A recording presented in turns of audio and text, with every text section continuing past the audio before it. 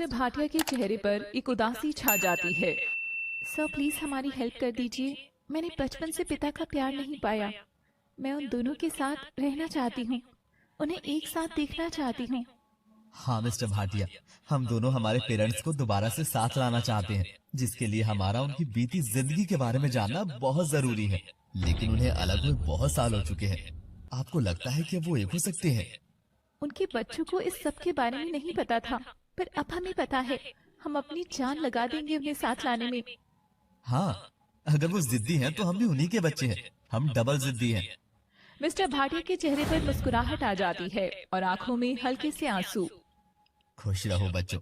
तुम लोग अपने माँ बाप के लिए अगर इतना सोच सकते हो तो मैं तुम्हारी मदद जरूर करूंगा।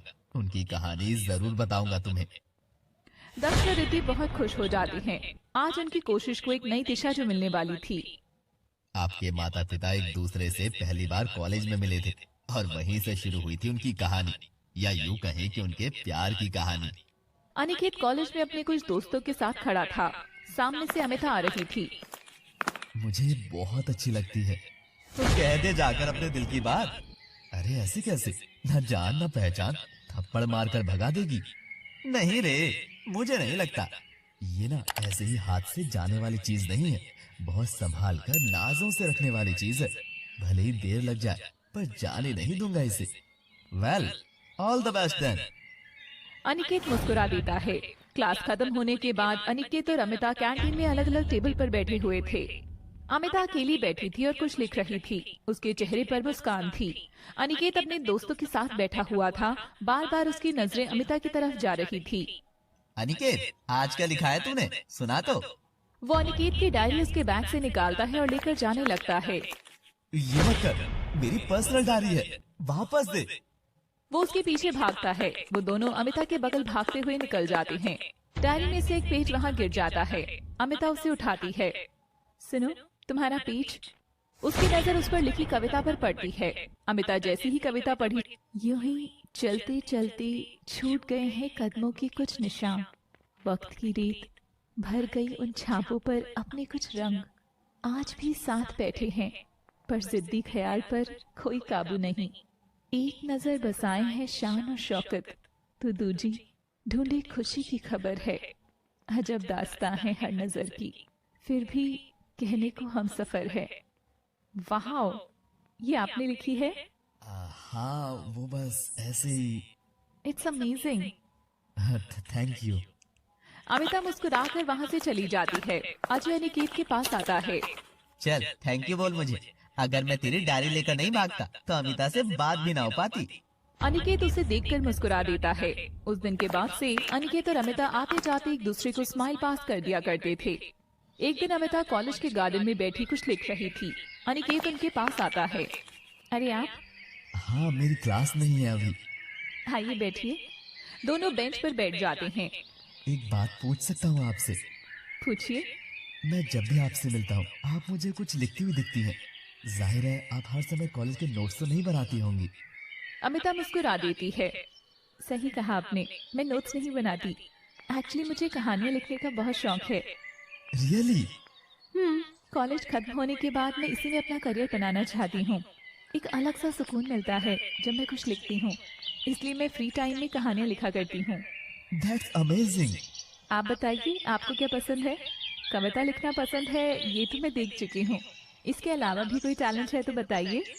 अगर मैं आपको बताऊंगा तो आपको लगेगा कि आपकी देखा देखी कह रहा हूँ। मतलब मुझे ऐसा क्यों लगेगा? एक्चुअली मुझे भी राइटिंग का ही शौक है।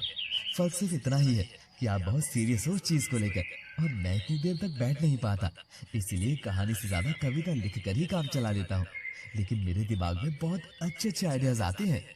लेकिन अगर टैलेंट है तो उसे वेस्ट क्यों कर रही हैं? अभी से लिखना शुरू कीजिए। क्या पता कॉलेज खत्म होते होते कोई अच्छी अपॉर्चुनिटी मिल जाए। यू आर राइट, ट्राई करूंगा। बाकी गॉड नोज। अब मैं चलती हूँ, मेरी क्लास का टाइम हो रहा है। अमिता जाने लगती है। अमिता, फ्रेंड्स। अनिकेत थोड़ा सा घबराते हुए अपना हाथ आगे बढ़ाता है। अमिता मुस्कुराते हुए उससे हाथ मिला लेती है। अब मैं चलती हूँ। अमिता वहाँ से चली जाती है और अनिकेत उसे जाते हुए देखकर मुस्कुराता है। वक्त गुजरने लगता है और अनिकेत और अमिता की दोस्ती गहरी हो जाती है, जिसकी सबसे बड़ी वजह थी दोनों का लिखने का शौक। एक दिन अमिता अनिकेत के पास आती है। उसके हाथ में एक मैगजीन थी। अनिकेत, ये देखो। क्या हुआ? और ये तुम्हारे हाथ में क्या है? अमिता उसे इस मैगजीन में छपा एक एड दिखाती है। अनिकेत, ये एक बहुत पॉपुलर मैगजीन है। लोग इसे ही पढ़कर या रेडियो सुनकर अपना समय बिताते हैं। ये देखो, एक एड निकला है। इन्होंने एक कंपटीशन रखा है जिसमें लोगों से कहानियां मांगी गई हैं। जिसकी भी कहानी इन्हें पसंद आएगी उन्हें ये अपने मैगजीन में राइटर रख लेंगे। ओह, तो तुम इसमें पार्टिसिपेट कर रही हो? सिर्फ मैं नहीं, तुम भी। 2 लोग मिलकर भी कहानी लिख सकते हैं। मैं? हाँ, क्यों? सोचो ना, कितना अच्छा चांस मिल रहा है।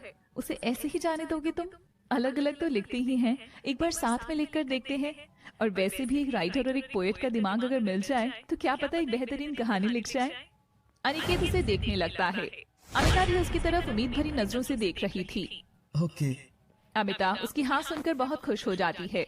वो अपने बैग से रजिस्ट्रेशन फॉर्म निकालती है और वो दोनों उस फॉर्म को भर देते हैं। मैं कॉलेज के बाद इसे पोस्ट कर दूंगी पोस्ट ऑफिस जाकर। ओके। कॉलेज ओवर होने के बाद अमिता रजिस्ट्रेशन फॉर्म पोस्ट कर देती है। उसके बाद से वो दोनों मिलकर कहानी के बारे में सोचने लगते हैं। ये 90s का टाइम था, तो ना तो मोबाइल था ना ही कंप्यूटर। घर से भी काम कर ले, इसलिए दोनों क्लास खत्म होने के बाद भी कॉलेज में रुकते थे और स्टोरी लिखते थे। इस दौरान वो दोनों एक दूसरे के करीब आने लगे थे। प्यार के फूल उन दोनों के बीच खिलने लगे थे। लगभग 1 महीने बाद वो लोग अपनी कहानी लिखकर मैगजीन के ऑफिस में भेज देते हैं। एक दिन दोनों कॉलेज कैंटीन में बैठे। अमिता, ये लास्ट ईयर चल रहा है हमारा। इसके बाद क्या सोचा है तुमने हमारे बारे में? मैं घर पर बात करूंगी। मुझे यकीन है बाकी सब मान जाएंगे। बस पापा को मनाना पड़ेगा। कुछ भी करके मनाएंगे, क्योंकि अब मैं तुम्हारे बिना नहीं रह पाऊंगा। मैं भी। मैं तो अकेला था अपनी जिंदगी में, कोई भी नहीं था मेरे पास। तुम्हारे आने के बाद यह एहसास हुआ कि जब कोई होता है जिंदगी में तो जिंदगी कितनी खूबसूरत हो जाती है। मुझे भी जिंदगी इससे पहले इतनी खूबसूरत कभी नहीं लगी। अनिकेत उसके हाथ पर अपना हाथ रख देता है। थोड़े दिनों में उनके एग्जाम्स हो जाते हैं। आज उनका रिजल्ट आना था। मुझे बड़ा डर लग रहा है, कहीं लटक ना जाऊं। लास्ट ईयर है। देखो, ये ओवर एक्टिंग तुम पर सूट नहीं करती। ये सब वो कहे जो पढ़ाई में अच्छा ना हो, तुम्हारे मुंह से अच्छा नहीं लग रहा। दोनों हंसने लगते हैं। थोड़ी देर में रिजल्ट नोटिस बोर्ड पर लग जाता है। दोनों अच्छे नंबरों से पास हो जाते हैं। वे दोनों बहुत खुश थे कि अचानक से अमिता को कुछ याद आता है। अरे, मैं तो भूल ही गई, आज उस कंपटीशन का रिजल्ट आना था। मैं अभी घर जा रही हूँ। उसके नए एडिशन में रिजल्ट निकला होगा। अरे रुको, मैं भी चलता हूँ।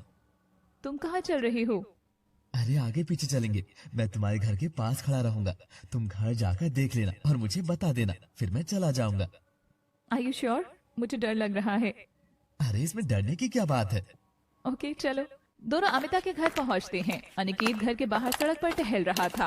अमिता घर में जाती है तो उसे कुछ अजीब सा लगता है। उसके माँ पापा और भाई बहुत अजीब तरह से उसे देख रहे थे। क्या हुआ, आप सब मुझे ऐसे क्यों देख रहे हैं? अमिता की माँ उसे एक लिफाफा देती है। अमिता उसे खोलती है। वो उसी मैगजीन के ऑफिस से आया था।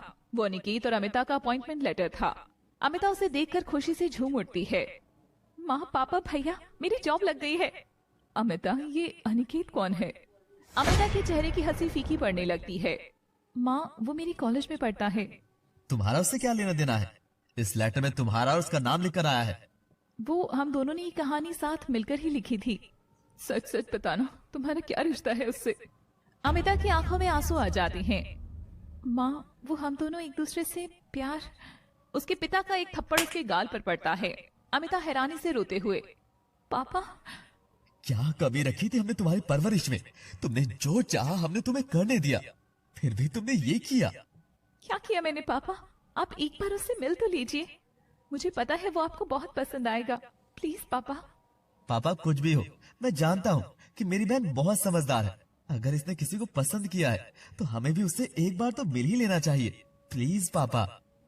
बहुत कहने के बाद अमिता के पिता तैयार हो जाते हैं। अमिता अपने भाई को धीरे से बताती है कि अनिकेत बाहर ही खड़ा हुआ है। मैं अभी उसे बुला लेता हूँ पापा। जितनी जल्दी मिलने उतना अच्छा होगा। पापा हाँ में सिर हिलाते हैं। उसका भाई बाहर चला जाता है और थोड़ी देर रुककर अनिकेत को अंदर ले आता है। वो अमिता के मम्मी पापा के पैर छूता है। बैठो। जी, आगे का क्या सोचा है तुमने? कविता और कहानियां लिखना मुझे पसंद है। अब तो हम दोनों की उस मैगजीन में जॉब भी लग गई है। वो सब तो ठीक है, लेकिन क्या इतनी कमाई में रह लोगे तुम दोनों? ये घर देख रहे हो ना तुम, बहुत नाजों से पाला है हमने अपनी बेटी को। जी मैं बहुत मेहनत करूंगा, आपकी बेटी का हर सपना पूरा करूंगा। मुझे एक मौका दे दीजिए। घर में कौन कौन है तुम्हारे?